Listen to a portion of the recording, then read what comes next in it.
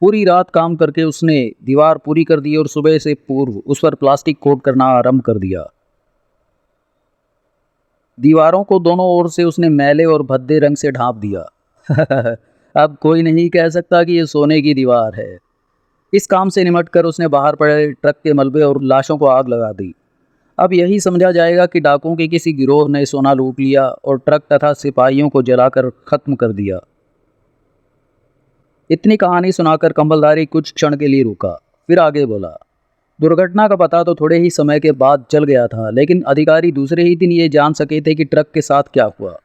उन्होंने इसे लूट की वारदात ही समझा और अन्य लोगों के साथ किशोर को भी मृत समझ लिया। किसी का भी ध्यान इस मकान की ओर नहीं गया और भला कोई सोच भी कैसे सकता था कि खाली पड़े एक मकान में किसी ने करोड़ों का सोना छुपा कर रखा है। तुम्हारा मतलब है मेरे पिता ने वो सोना लूटकर इस मकान में छुपा दिया था? कंबलधारी ने नीचे से कोई चीज उठाकर उस दीवार को खुरचा। सबूत तुम्हारे सामने है। हे भगवान, ये तो सोना है। हाँ, लेकिन किशोर इसका मालिक बनने का शौक पूरा ना कर सका। कई महीनों के बाद जब वो सोना निकालने आ रहा था तो उसकी बस खड्डे में जा गिरी और वो मारा गया। तभी से ये सोना लावारिस पड़ा है।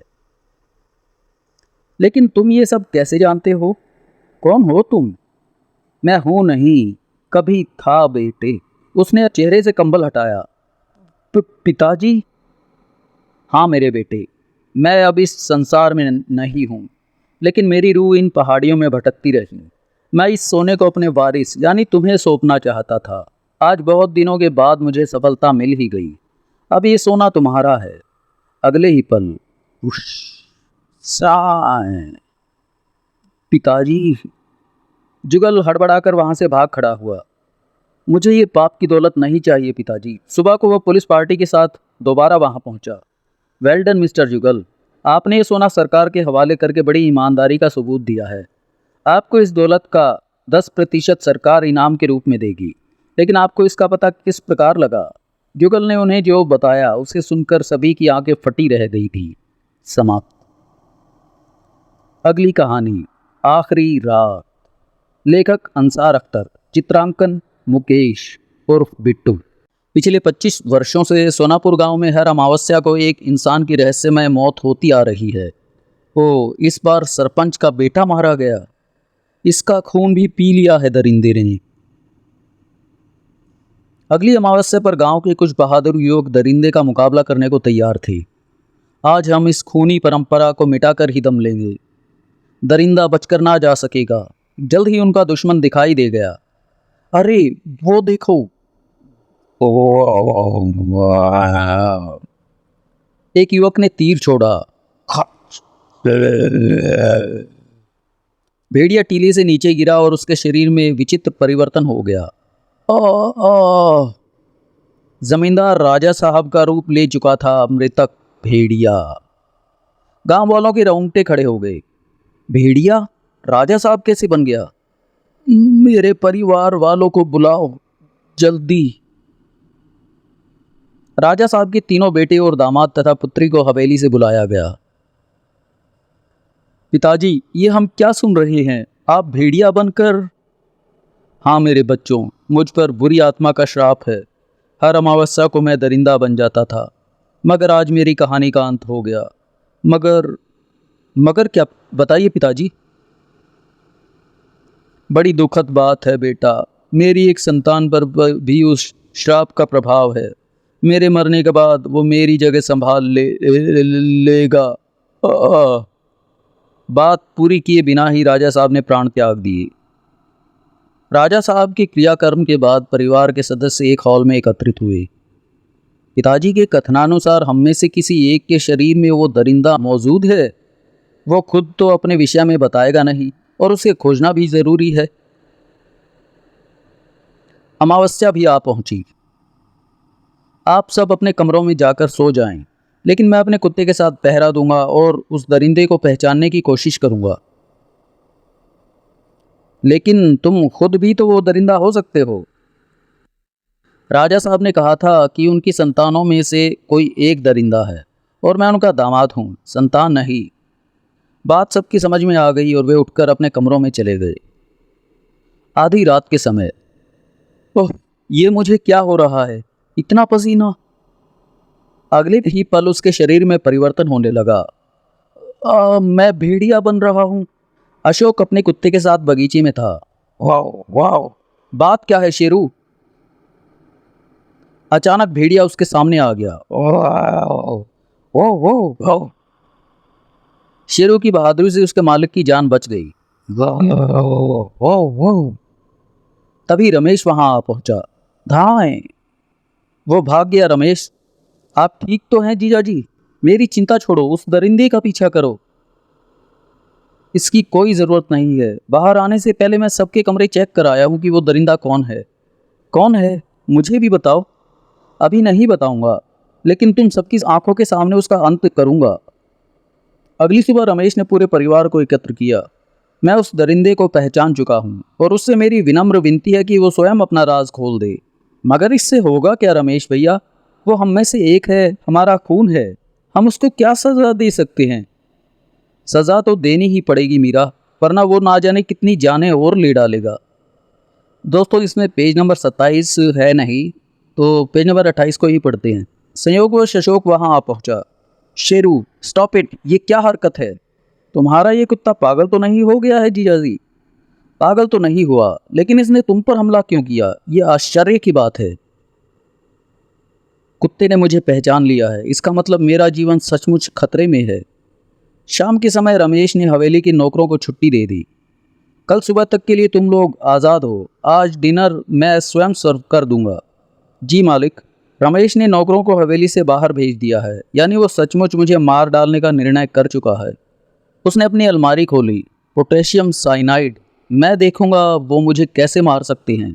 वो सीधा किचन में पहुंचा। इसके सिवाय कोई रास्ता नहीं है। रात्रि 9 बजे रमेश ने स्वयं डिनर टेबल सजाई। मैंने पूरी तैयारी कर ली है उसे समाप्त करने के लिए। मुझे हाथ भी नहीं हिलाना पड़ेगा। कुछ ही समय बाद परिवार के सदस्य पहुंचने लगे। अभी तक किसी ने भी सामने आकर स्वयं को दरिंदा नहीं बताया है रमेश भैया। कुछ देर और प्रतीक्षा करो। राजेश भी वहां आ पहुंचा। राकेश कहाँ है? वो अभी तक नहीं आया। मैं उसे बुलाकर लाती हूँ। सुनो मीरा। मगर मीरा रुकी नहीं। राकेश के कमरे में। अरे वो तो यहाँ नहीं है। उसकी नज़र तकिए पर पड़ी। राकेश कोई संदेश छोड़ गया है। डाइनिंग रूम में आकर उसने संदेश पढ़कर सुनाया। मैं डिनर पर आप लोगों का साथ नहीं दे सकूंगा क्योंकि एक ज़रूरी काम से शहर जा रहा हूँ। तो वो भाग गया। What do you mean? क्या राकेश? हाँ मीरा, राकेश ही वो दरिंदा है। पहले खाना खा लिया जाए, फिर इस विषय में बात करेंगे। ये डिनर उनका अंतिम भोजन सिद्ध हुआ। ओह, पोटेशियम साइनाइड ने किसी को दूसरी सांस लेने का अवसर भी नहीं दिया। तभी कमरे का दरवाज़ा खुला। सब सो गए। अब ये राज कोई नहीं जानता कि मैं एक दरिंदा हूँ। आई एम सॉरी, मैं आपके साथ डिनर तो नहीं कर सकता, मगर अपनी सफलता का एक जाम अवश्य पीऊंगा। कुर्सी पर बैठते ही उसके वजन से वो कमानी दब गई, जिसका कनेक्शन रमेश ने दीवार में छुपाए तीर कमान से कर रखा था। साएं। तीर का निशाना राकेश की कुर्सी थी। खच। ओह! राजा साहब के परिवार ने मरने के बाद भी दरिंदे का अंत कर दिया था। समाप्त। तो दोस्तों, इसी के साथ ही ये कॉमिक्स समाप्त होती है। अगली कोई कॉमिक्स लेकर मैं जल्द ही आप लोगों के सामने फिर हाजिर होऊंगा।